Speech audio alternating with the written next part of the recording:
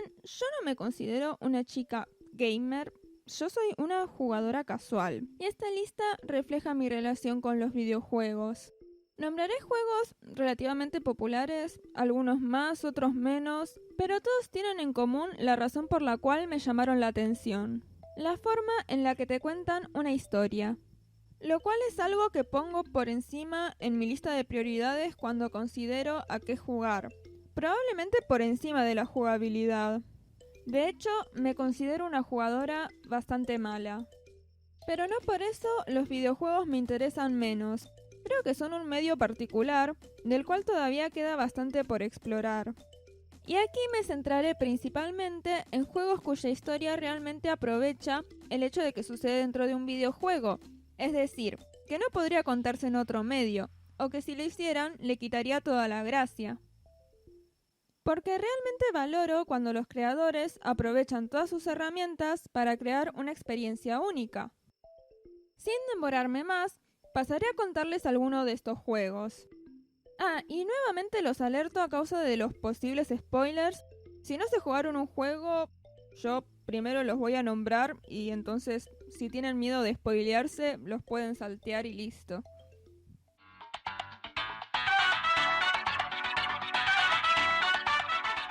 Creo que ya es medio cliché hablar bien de cualquier aspecto de Portal. Es un juego bastante popular y querido.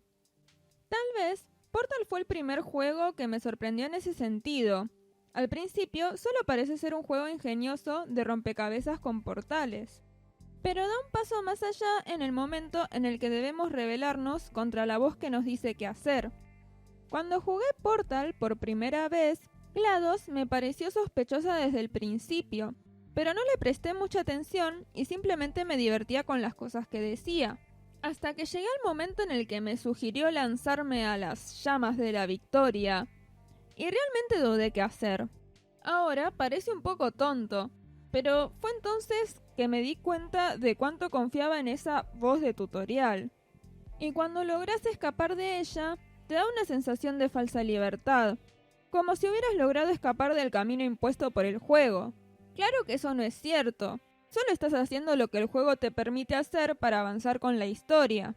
Pero aún así consigue darte esa impresión de estar rebelándote contra algo, de que finalmente sos vos, y no la voz que te dice qué hacer, la que está actuando. Y es una sensación muy reconfortante. Algo que creo que un jugador siempre ansía sentir, que las decisiones tomadas en el juego realmente afectan, y que somos nosotros quienes actúan y no el personaje guionado por el creador del juego. Esto no significa que Portal destruya completamente la diferencia que hay entre jugador y personaje, pero lo que sí hace es romper el verosímil inicial del juego para introducirnos a otro. Y esto consigue que lo que al principio parecía solo una voz se convierta en un personaje más con intenciones propias, dándole así al juego otra profundidad, y logrando que la historia sea lo suficientemente interesante como para ser continuada en una secuela. Además, los personajes de Portal son muy divertidos. Eso no tiene nada que ver con lo que dije, pero igual es cierto.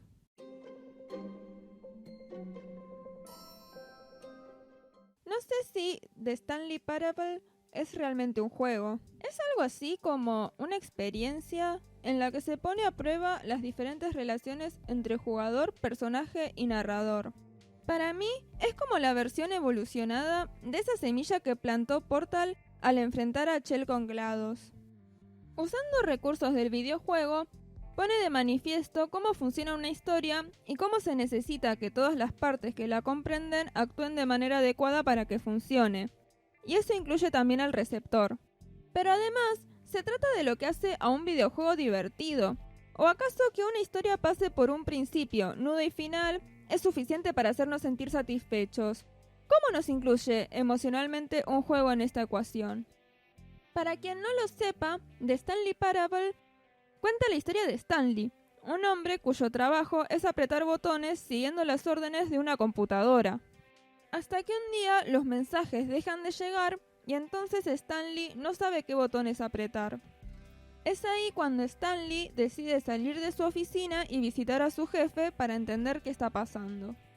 Esto nos lo cuenta un narrador, y es él quien nos va guiando, nos informa qué siente Stanley y nos dice hacia dónde tenemos que ir para que la historia se desarrolle adecuadamente.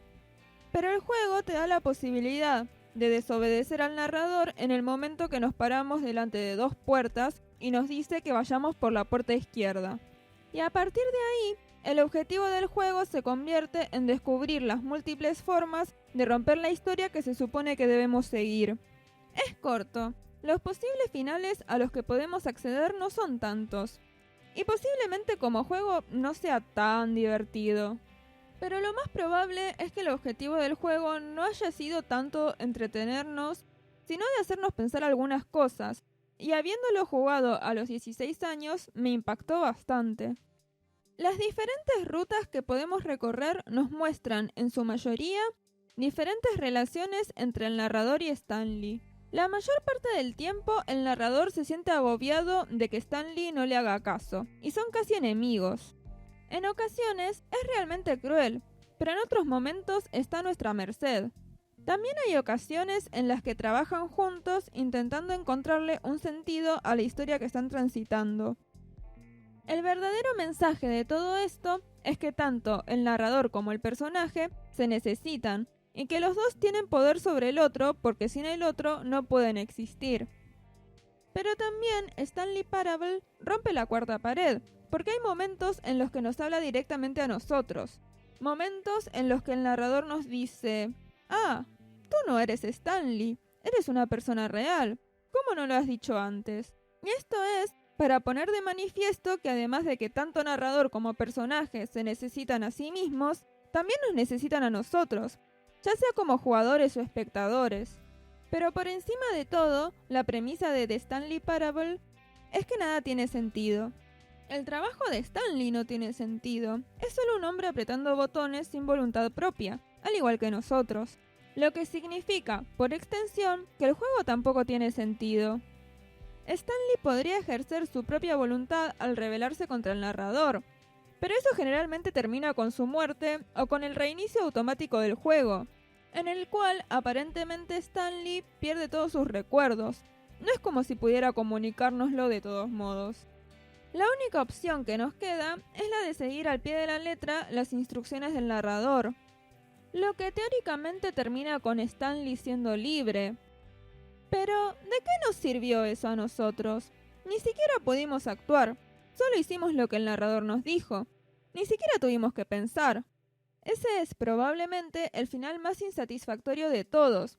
Y es peor aún cuando el juego se resetea, al igual que los otros finales, implicando que Stanley no puede ser libre, porque está programado para estar eternamente en su oficina esperando que alguien, el narrador o nosotros, le diga qué hacer. Por eso, la única forma de terminar ese juego es cerrándolo. Aunque bueno, por mucho que no tenga sentido, si no pasáramos por todos esos finales, nos estaríamos perdiendo la experiencia.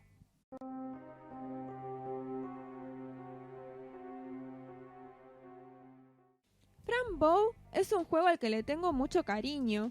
La historia comienza con una niña, que se llama Fran Bow, cuyos padres son asesinados, causándole tal conmoción que termina internada en un psiquiátrico. Por lo pronto, quien mató a sus padres es un misterio. Ella suele referirse a una bestia como la culpable. Y además, Fran Bow fue separada de su único amigo en el mundo, un gato negro llamado Señor Medianoche, siendo el primer objetivo volver a encontrarnos con él.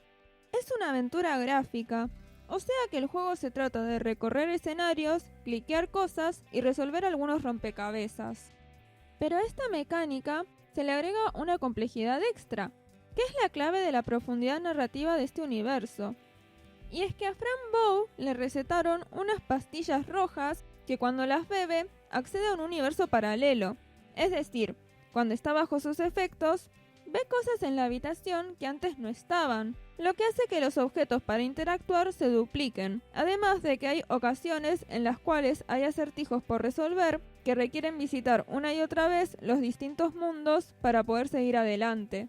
Por lo pronto, en cuanto a historia, no parece un juego muy distinto a American McGee Alice o Alice Madness Returns, un juego en el cual, mediante distintos artefactos, el personaje visita su propia mente para desenterrar un misterio del mundo real.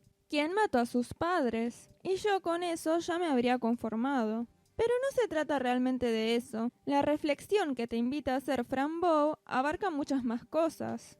En el primer nivel queda instaurado una cosa. El mundo al cual accedemos mediante las pastillas es horrible. Hay sangre por todos lados, tripas, animales muertos, bichos, fantasmas. El mundo, digamos, de las no pastillas no es mucho más esperanzador, pero sí más racional. Es un psiquiátrico bastante triste, con niños perturbados y enfermeros medio turbios. Por lo tanto, podríamos decir que las pastillas nos llevan a un mundo irreal, un mundo de alucinaciones.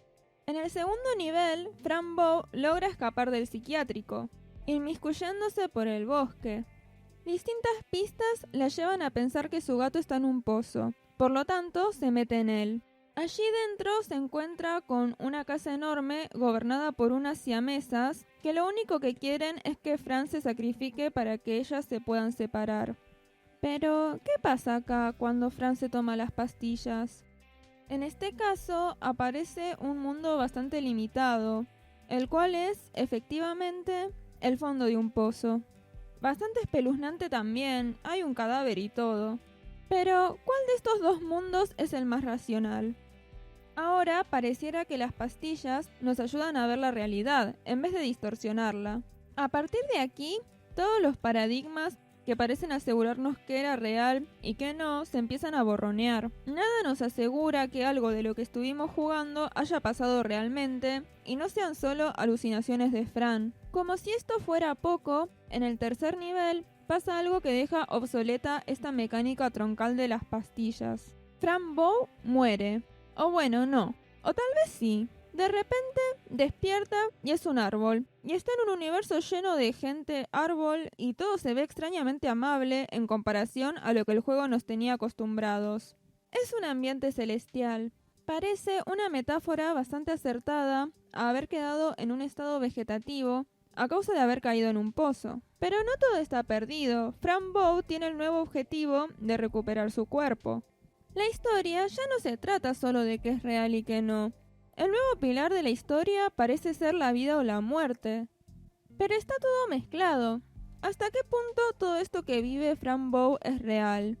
¿Puede ser real algo que se vive en la muerte? ¿Y hasta qué punto no es solo una alucinación más? ¿Y hasta qué punto no está simplemente visitando un universo épico? Todas estas interrogantes conviven simultáneamente, y todo el tiempo las respuestas acertadas parecen ser diferentes. La nueva mecánica tiene un carácter temporal, ya que ahora Fran Bow tiene un aparato que le permite cambiar las estaciones, es decir, 4 escenarios por uno. Y también significa que los rompecabezas a resolver ahora utilizan el paso del tiempo como un engranaje más. Una vez recuperado el cuerpo, Fran vuelve al mundo real, o bueno, el mundo que conocía antes de ser convertida en árbol. Recupera las pastillas y con ellas las visiones escabrosas. Y de a poco, muchos símbolos que antes parecían aleatorios toman sentido. Las siamesas, las gemelas, el gato, el psiquiatra, los monstruos, las sombras, todo se conecta, muta constantemente, cambia de significado. Y cuando llegamos al clímax de la historia, nada se resuelve realmente. Llega el punto en el que pareciera que Fran pierde contacto total con la realidad. Todo se vuelve surrealista, pero al mismo tiempo, formando parte de una mitología tan rica, personajes con sus propias historias y leyendas, un mundo tan amplio, complejo y descripto que no parecen ser solo cosas aleatorias. Y aún así, ninguno de los sucesos es realmente claro. La muerte de los padres sigue siendo un misterio, porque en este punto perdimos contacto total con el universo que se nos planteó al principio. Y al mismo tiempo, imágenes nos hacen creer que fue la propia Fran la que asesinó a sus padres. O tal vez fue solo ella poseída por un monstruo. O tal vez es lo que este universo malévolo quiere hacernos creer. Personajes del mundo cotidiano de Fran, los doctores, su tía, se mezclan con sus propias visiones y ya no podemos estar seguros de nada de lo que ocurre realmente. Se logra una fusión perfecta entre todos los universos que conocimos y los límites entre ellos se han ido para siempre. Lo único que yo saco en claro es que Fran Bow es la representación de una niña muy dolida y dañada a quien le pasaron cosas terribles. Su universo se convirtió en algo donde la traición se siente a cada paso. Yo incluso llegué a desconfiar del Señor Medianoche, quien al final parece ser uno de sus únicos amigos reales. Pero en realidad, en el mundo de Fran Bow, nada está confirmado y la concepción del bien y el mal se cuestiona todo el tiempo. La culpabilidad relacionada con lo espantoso de su pasado está muy presente, pero llega un momento en el que no importa qué fue lo que pasó. La verdadera búsqueda de Fran Bow es hallar la paz consigo misma.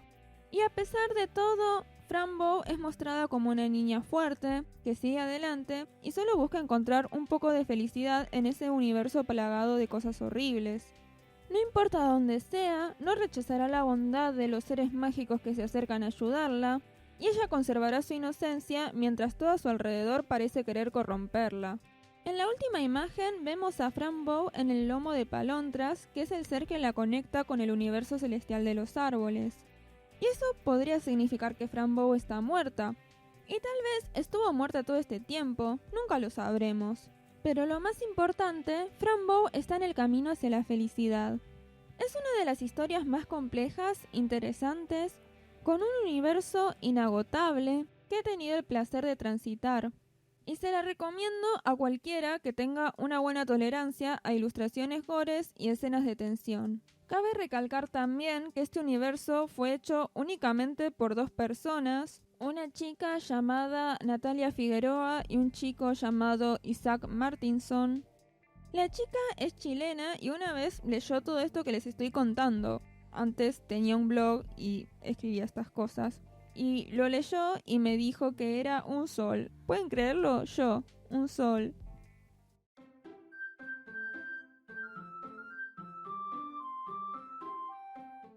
No les voy a mentir, tengo algunos sentimientos encontrados con este juego. Por un lado, pienso que la primera parte es demasiado aburrida. No me aburro fácil en los juegos y me gustan las novelas visuales. Me jugué 2 rutas enteras de Katawa Shoujo y la pasé re bien. Pero creo que era muy obvio que toda la primera parte era una farsa, y fue demasiado larga. Casi no habían decisiones para tomar, y la única posibilidad que había para interactuar era la parte de escribir poemas. Pero hacer eso 3 veces seguidas, sin que nada cambie, es un poco desmotivador. Realmente tuve que spoilearme para sentir ganas de avanzar. Pero centrándonos en lo bueno, me gusta mucho la idea del personaje no dateable, tomando conciencia de su propia existencia y adquiriendo poder para manipular el juego. Como todos los juegos en esta lista, esta historia no podría haber sido contada en otro formato, y utiliza todas las herramientas imaginables para hacer de esta experiencia una completa. Usar los glitches y los errores, entre comillas, del juego como elemento de terror me parece una buena idea. Pero como toda obra que pretende causar aunque sea un poco de miedo, la ruptura de la cuarta pared se convierte en una de sus mejores armas. Mónica no solo sabe que ella es irreal y que es parte del videojuego. Mónica puede manipular las cosas y meterse en tu computadora.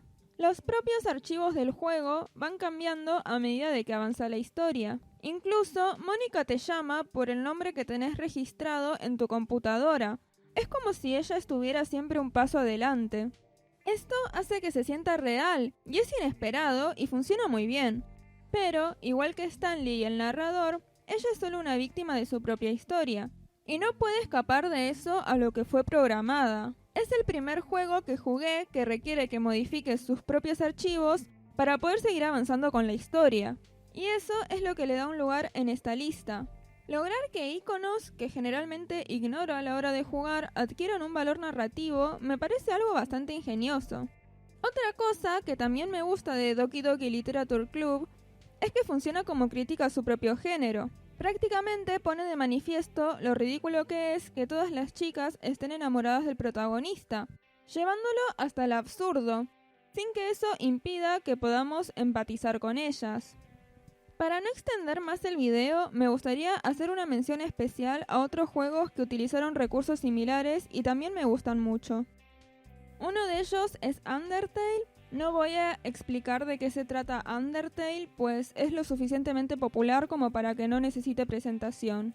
Pero cuando llegué al final de una de las rutas, recuerdo cómo se construía la tensión con ayuda de que el juego se cerraba varias veces y empezaban a salir carteles. Me pareció una gran forma de usar la interfaz del juego para hacernos entender cómo deberíamos sentirnos en ese momento. Y además, este año jugué al One Shot, un juego que de hecho usa el mismo recurso de que es necesario modificar tus archivos para ir avanzando con la historia. Y este juego salió antes que el Doki Doki Literature Club. Además, te incluye en la historia, nombrándote como el dios que guía al protagonista. Nuevamente, haciéndonos cuestionar cuál es realmente nuestro papel como jugadores en un videojuego. Me gustó mucho, así que se los recomiendo. Y bueno, esto es todo lo que tengo que decir. Espero que les haya resultado interesante y al menos haya aportado algo nuevo a sus vidas. Ahora que más o menos tienen una idea de qué tipos de videojuegos me gustan, pueden dejarme algunas recomendaciones en los comentarios, si tienen ganas. También pueden suscribirse, dejarme un like, seguirme en mis redes sociales y esas cosas. Me despido y espero verlos pronto. ¡Chauis!